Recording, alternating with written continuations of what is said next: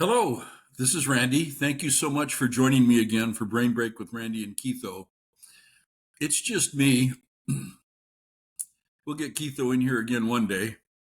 But I wanted to tell you a story that I think is a good instructional story.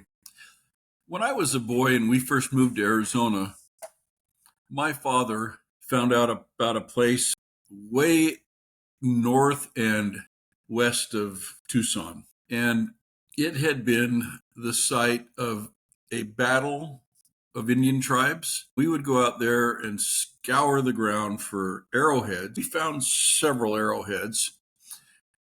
We also found pieces of smashed pottery. Now, this was just on property. It wasn't at that time against the law to do this. So I had that experience, and we even took my uncle and aunt out there, and they really enjoyed it too. I'm not sure how my dad found out about it, but we could drive out there with our car and then hike into the property and see it. It was fascinating. I don't know how old these artifacts were. We didn't take a lot, just a few. We never made a big deal about it. We just would show them to the occasional friend and neighbor that would come over to the house. It's not like we were taking enough to sell or to put into a shadow box or anything. But the reason I tell you that story is here in Arizona, those kind of things are not unusual. I have a friend that grew up here in Arizona. He was a very hardworking construction worker, had 3 children and a young wife. He went on a trip up to Utah with a friend, and on the way there, they stopped at a national, I can't remember if it was a national park or something, but it was newly designated. They had signs all over the place saying, if you see something, don't touch it, don't pick it up. As they were walking back to the car, they saw some artifacts, arrowheads, arrows, a broken bow, even pretty good sized pieces of pottery.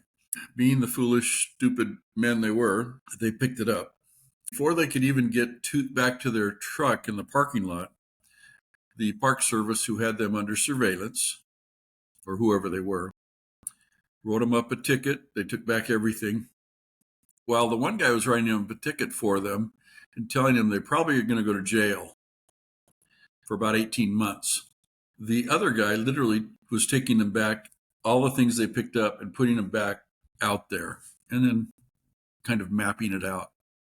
So my friend does his thing up in Utah, comes back, and he calls me and he says, I'm terrified. What do I do?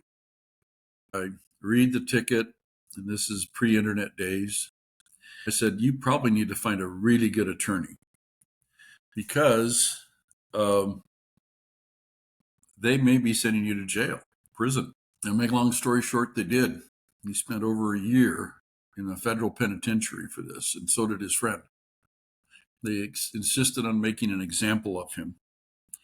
Now, the reason I tell you this is I can't tell you the number of times I've seen signs that say, do not feed the animals, or something along the lines of, don't pick up the artifacts. And you see at this time, and this is in 2024, about people up in Yellowstone Park wanting to play with the buffalo and the bears, and then they wonder why they get harmed.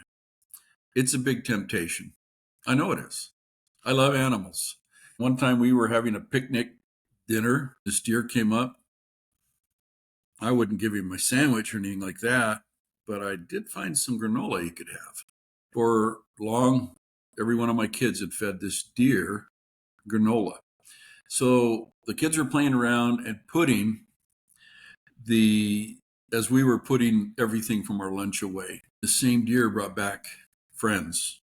And the deer, there were a couple that had horns, and they didn't want to wait for food. They wanted to take it from us. They were pretty wild compared to the rest of them, the does. So I got the kids in the car. We were okay.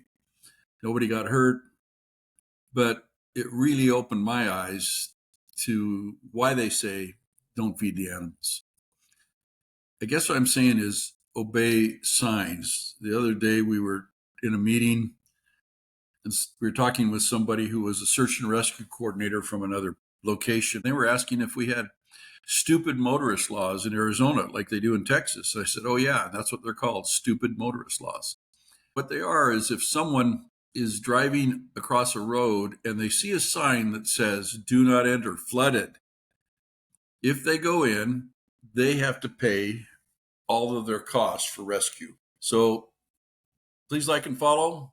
Hope to follow you soon or see you soon back at Brain Break with Randy.